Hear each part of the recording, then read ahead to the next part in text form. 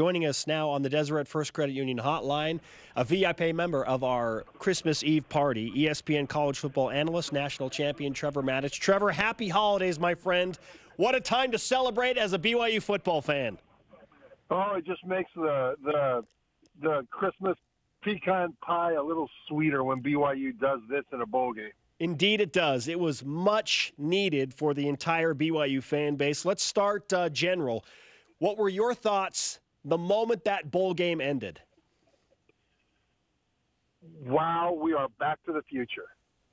I mean, as the third quarter gave way to the fourth, and Zach Wilson was 15 for 15 with 3 touchdowns at that point, I kept on thinking that younger fans need to ask their parents what it was like to cheer for a BYU offense like this and to get ready to do it some more.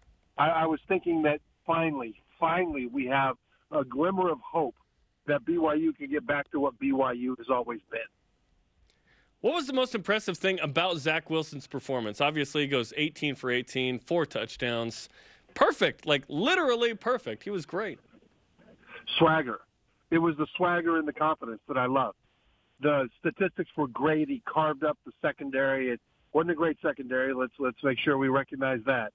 But the fact that he was so confident, so decisive, and was having fun out there, being in complete command of his own game and of the offense. That, to me, was the most impressive thing because he still has a lot to learn about how to be a quarterback at this level. But the fact that he's got the physical tools combined with that high-level confidence approaching swagger, I think is something that we really need to see from that position. Trevor, you love to talk with us about the wide receivers going and getting the ball, beasting the ball, if you will. And we saw that happen on more than a few occasions to help Zach Wilson go 18 for 18. What did you think about the BYU wide receivers and tight ends performance overall? I was so happy with how those guys did. We have talked over the last couple of years about how the receivers need to understand that they're not in a game. They're in a fight. That ball comes down. The attitude has to be, it's my ball or no one's ball. It's a fight.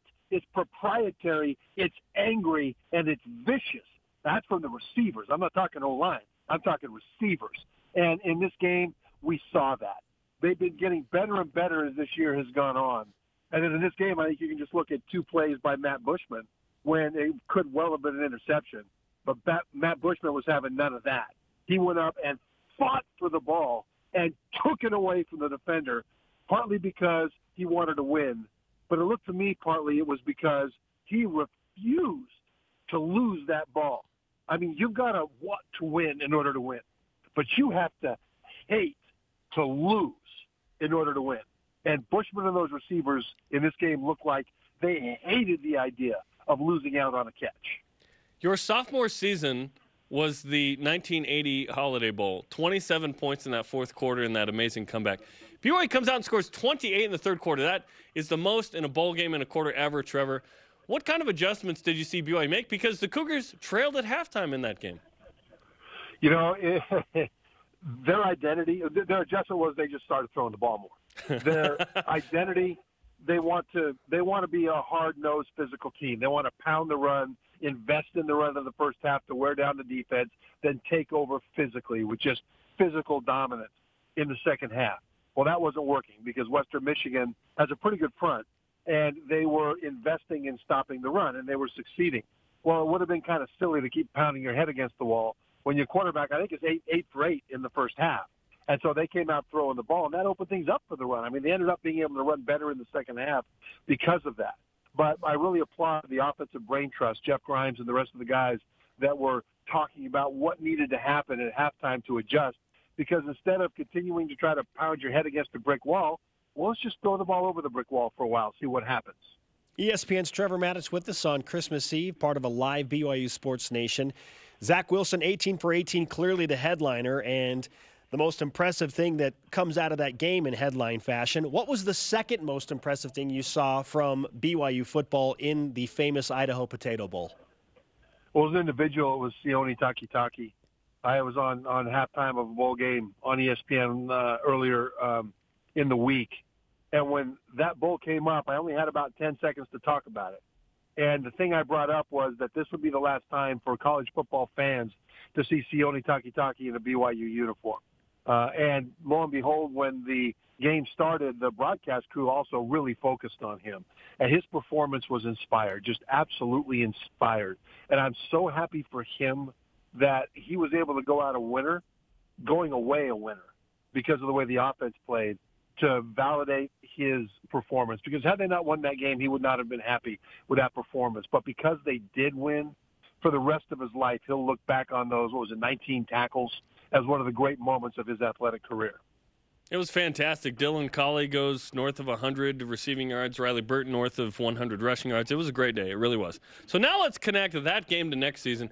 How does the famous Idaho Potato Bowl performance affect your expectations for 2019 for BYU football? Well, if you believe Twitter, not only will BYU football win the national championship next year, they will also win the Stanley Cup and the NBA Finals. Yes! The football team. Woo! So, it's going to be a big year for BYU football next year. Most everybody is coming back, including 4 of the 5 starting offensive linemen, including most of the key receivers, and including their true sophomore quarterback next year, Zach Wilson, and a lot of key guys on defense, although they really lose some key players on defense as well. But some good guys like Kairos Tonga should be back. And I think these are all good things from a standpoint of what we expect. But I think the biggest thing is that if the passing game is able to pick up where it left off, and there's no reason why they should, the protection should be there from a more experienced line. The quarterback will have about a year under his belt. The receivers are back with experience with that new quarterback. That'll open up the running game. That'll open up everything else. And if the offense is clicking, it puts opposing offenses in a position to have to catch up. That's good for the BYU defense. And just that one domino, the BYU passing game going from inept to highly effective, should make everything else, and I mean everything else, work better. And I expect next year to be a terrific year. So let's look in the rearview mirror just a bit. Now that BYU has wrapped up the 2018 season and they finished with 7 wins, 6 losses, that's a 3-game improvement from last year. How does what happened against Western Michigan in the bowl game affect how you feel about the overall 2018 season? I don't think the bowl game was required. In other words, a win in the bowl game was required to look back on 2018 as a good season for BYU. The fact that they improved to 6-6 in the regular season, the fact that they still overcame some injuries in order to do that, especially at running back, the fact that they started the season with wins over Arizona and Wisconsin were really positive things regardless of the outcome of the bowl. But then you add the bowl and the way that second half went with the reemergence of an offense that had been hibernating for a long time. I mean, years it's been hibernating. The way you look at that season now, the way I look at it anyway, goes from being a good positive step forward to a great positive step forward, because now you look at those early wins against the likes of Arizona and Wisconsin. You combine that then with the way the bowl game went, and you could say that the ups and downs they went through during the middle of the season diminish. And you can go forward knowing that you can play on the road at places like Tucson and Madison and not just compete but win. And when you don't have your A game going, and now with the hope that you've got because of the passing game, I think that looking back at this season, the bowl game is the cherry on top that takes it from being a good positive step forward to being something that will really propel them in the offseason. 2019 is another gauntlet for BYU, especially in September. 3 of the first 4 at home: Utah, at Tennessee, USC, and Washington. What's your way too early, or perhaps it's perfectly early because it's the next season for BYU, expectation in September in those 4 games? Well, realistically, if they win one of those games, it'll be a good September. If they win 2 of them, it should be a fantastic September, and they should rename it Kalani Sitake Field at Lavelle Edwards Stadium. Because all of those teams will be phenomenal. I mean, Tennessee will take a huge leap forward next year. They actually did a lot of good things this year that they don't get credit for because they also made some mistakes under their first year head coach with a lot of younger players. But they've got a lot of guys back. Tennessee will be a tough out.